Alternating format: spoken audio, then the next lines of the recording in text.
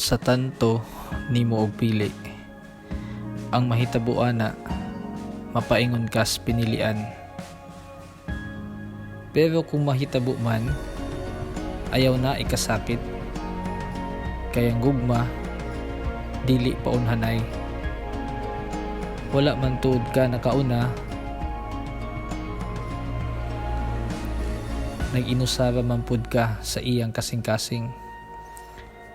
Kayang lumping o garas dili sukdanan sa lahutay nga dagan sa kinabuhi.